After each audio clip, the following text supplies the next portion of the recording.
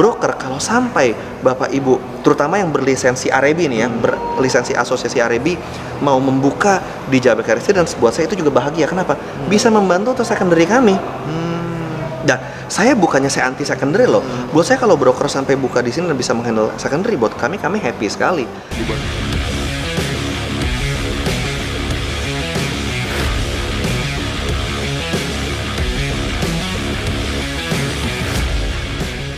Oke, Pak Erik, betul kan namanya developer itu kan harus bersinergi nih. Iya. Salah satu bersinerginya kan dengan namanya broker. Nah, oke, saya kita mau suka bicara nih pertanyaan ini. mengenai sinergi dari developer dengan broker nih, pandangan Pak Erik seperti apa sih? Nah, justru buat saya begini loh.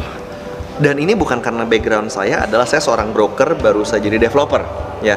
Tapi saya berusaha melihat objektif saya sebagai seorang developer.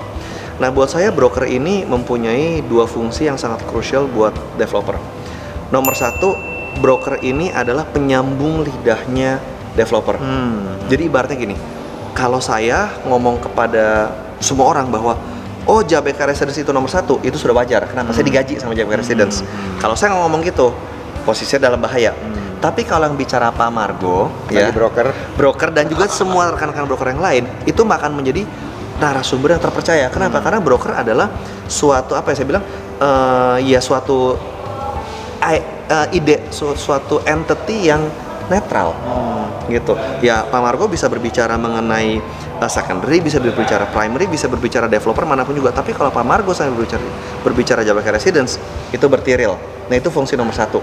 Nah, fungsi nomor dua adalah buat saya, of course, kita juga tidak melupakan yang namanya jualan primary. Tapi buat saya kita juga ada fungsi yang penting, yaitu apa? Broker kalau sampai Bapak Ibu, terutama yang berlisensi Arebi nih ya, berlisensi asosiasi Arebi mau membuka di Jabeka Residence, buat saya itu juga bahagia. Kenapa? Bisa membantu untuk secondary kami. Dan saya bukannya saya anti secondary loh. Buat saya kalau broker sampai buka di sini dan bisa menghandle secondary, buat kami happy sekali. Jadi buat kantor-kantor broker mau buka, welcome tuh Pak Erik. Welcome sekali, tinggal langsung nanti saya kenalin sama Bu Lilis, Pak Tono, tim kami lah. Itu jadi please kita bisa ngobrol untuk kita buka kantor broker yang berlisensi Arebi. Nah, kenapa buat saya menghandle secondary itu penting? Karena buat saya gini, pertama investor kita itu sudah pasti akan bahagia sekali. Ya, dari sisi kalau saya mau jual lagi, nanti siapa yang bakal handle? Nah, poin kedua, kalau saya mau sewakan, siapa yang mau nyewain? Ya sudah pasti broker. Jadi kalau investor kami senang, ya pasti akan ada repeat order. Nah, ini perkara repeat ordernya mau masuknya lewat broker, saya juga happy. Mau masuk lewat in-house, saya juga happy. Pokoknya buat saya, kami sangat welcome broker. Sangat welcome. Welcome broker ya. Bapak kan sering nih yang saya lihat nih, beberapa kali Jabeka Residence support ya acara-acara broker tuh. Ini salah satu developer yang loyal nih ke paling aktif properti yang paling aktif nih Pak. Ya. Nah, pertanyaan saya ke Bapak nih. Kalau ini kan ada beberapa juga nonton broker nih ya. Iya. Jadi supaya orang tertarik juga ke industri ini.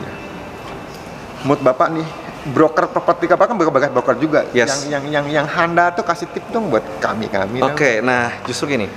Ini satu hal yang karena gini, saya juga dekat dengan Pak Lukas ya. Saya juga dekat dengan Pak Lukas ya kan, ketua DPP Arebi gitu kan. Justru saya pernah ngobrol, saya bilang begini, buat saya tuh yang kenapa mahasiswa itu kalau baru lulus jangan pernah takut masuk ke dunia broker. Tuh mahasiswa ya, tuh mahasiswa yang nonton nih, kalau dulu jangan takut dunia broker nih. Karena kan broker nih, orang banyak pikir, saya kalau orang tuh kalau mau jadi broker itu kalau nggak diterima kerja tempat lain atau kalau nggak bisa dapat kerjaan yang kantoran baru saya jadi broker. Nah, pilihan terakhir. Justru buat saya itu harus dibalik. Kenapa? Karena pada saat kita menjadi broker, kita itu benar-benar menjadi pekerja lapangan dan kita tahu situasi lapangan dan dari situ kita bisa mengaplikasikan kepada strategi. Jadi contoh gini, saya ngeliatnya ke saya aja deh. Saya sekarang berada di manajemen di developer. Tapi background saya sebagai broker. Jadi saya gara-gara saya pernah di bawah beneran jualan door to door. Istilah gini, ada yang pakai PJP, ada yang pakai PAP. Saya minta, tolong saya mau ngelisting Pak. Jadi karena saya door to door, saya bisa mengaplikasikan, kalau saya di manajemen, saya harus bikin strategi apa supaya sales ini meningkat. Itu pertama, gitu. Nah, terus kedua, tips saya sangat penting adalah untuk gimana caranya orang menjadi broker itu handal. Pertama itu adalah sangat penting untuk mementingkan kepentingan dari investor ataupun end user itu sendiri. Sangat penting. Karena buat saya begini, buat saya komisi hilang, it's okay. Sekali lagi, komisi hilang it's okay. Tapi begitu relationship dan nama baik hilang, kita kacau. N aja. N. Jadi buat saya penting banget untuk broker itu harus menjaga kredibilitasnya, nama baiknya, servisnya. Servisnya penting sekali buat saya, itu aja sih. Jadi itu tadi nama baik dijaga tuh. Iya. Selain nama baik juga benderanya di bendera mana berdiri juga, jangan sampai hit and run ya Pak ya. Yang penting laku jual, kan tawarin investor laku nih ntar bisa dijual lagi. Ternyata marketnya juga kagak jelas, capital gainnya nggak ada. Di situ juga infrastrukturnya nggak dikembangin, fasilitasnya nggak ada juga, ngapain? Yang lengkap semua itu Jababeka ya Pak. Nah betul. Nah berarti saya kasih satu tips lagi, terutama buat teman-teman mungkin yang broker-broker baru ya, yang mungkin mulainya dari primary dulu, bukan dari secondary ya. Harus sangat memilih developer. Ya. Jadi jangan memilih developer yang, ya saya ngomong terus terang ya, komisi yang penting paling gede, closing fee yang penting paling gede. Lah kalau nggak dibangun repot loh. Oh, sering ada beberapa kasus loh. Saya salah satunya nih kepanggil. Jadi itu penting sekali untuk jaga kredibilitasnya. Ini developer sudah berapa lama, ya. Terus dia sudah track recordnya semua bangunan ini benar di delivery nggak, gitu. Terus kualitasnya bagaimana? Nah, of course juga kayak tadi saya bilang, nanti kalaupun mau dijual lagi, mau disewakan lagi itu kepada siapa? Ini semua penting sekali deh, buat saya. Ya, biar Pak Margo yang ngomong. Kalau saya ngomong Jababeka Residence kan repot kan. Jadi Pak Margo aja ngomong kalau gitu. Tapi bener loh, sorry ya, saya lagi mengamati nih ke timur Jakarta kan, developer kan di sini banyak juga ya. Ada developer A, B, saya nggak sebutin lah ya, sebagai kode etik jurnalistik soalnya. Salah satunya di Jababeka gitu loh.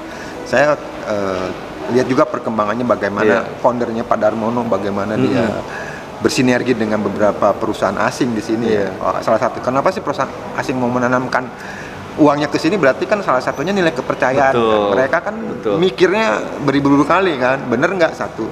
Terus kedua, salah satu produk yang kemarin dari Pak Erik tawarkan, yang itu setelah Elpis laku tuh Monroe ya.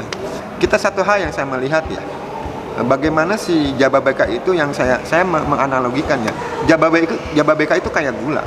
Betul. Jadi kalau gulanya itu ada di sini, pasti semutnya datang. Betul. Kalau ini sekarang tuh analogi saya nih udah 1,2 juta loh. Mereka kan perlu huniannya, perlu pekerjaannya. Sekarang semua ada. Ada ya. Jadi progresnya itu benar-benar kelihatan. Cuman dalam saya benar-benar saya tinggal di sini kan. Itu dalam 3 tahun tuh semuanya tuh langsung nambah. Ada mall, salon, sekolah. Penambahannya cepat sekali. Gitu. Jadi kalau udah di sini, udah tinggal di kota sendiri, udah semua udah ada. Ya, semua mau nyari apa udah ada. Tadi juga beberapa tenan yang terkenal di mall-mall besar ya, seperti tadi apa? Ada Bebek Tepi Sawah, Marugame Udon. Kita sendiri ada Bari Uma dari Hollywood Junction. Kalau kayak Jeko, KFC, Burger King, Yoshinoya. Indonesian food ada, Japanese food ada. Udah ada semua. Udah ada semua. Jadi ya udahlah, buat teman-teman nih, sekali lagi yang mau berpikir nih duitnya mau ditaruh di mana, jangan di bawah meja atau disimpan di instrumen lain. Salah satunya di instrumen properti kan, yieldnya udah jelas, capital gainnya udah jelas. Salah satunya di Jababeka nih, kebetulan juga lagi dapat new produk nih, ruko yang Sudirman Boulevard ya, awal harganya masih 3 miliaran nih. Ya, jadi segera hubungi saya ya. Juga jualan. Oke Pak Erik, thank you loh. Oke Pak Margo, terima kasih ya. Saya yakin nanti perjalanannya kembali juga cepat lah. Cepat. Gak bakal masalah gitu. Terima kasih Anda sudah menonton video saya. Semoga bermanfaat, supaya saya lebih semangat lagi memberikan informasi sekitar industri broker properti. Tolong linknya di like, di share, sama di subscribe ya.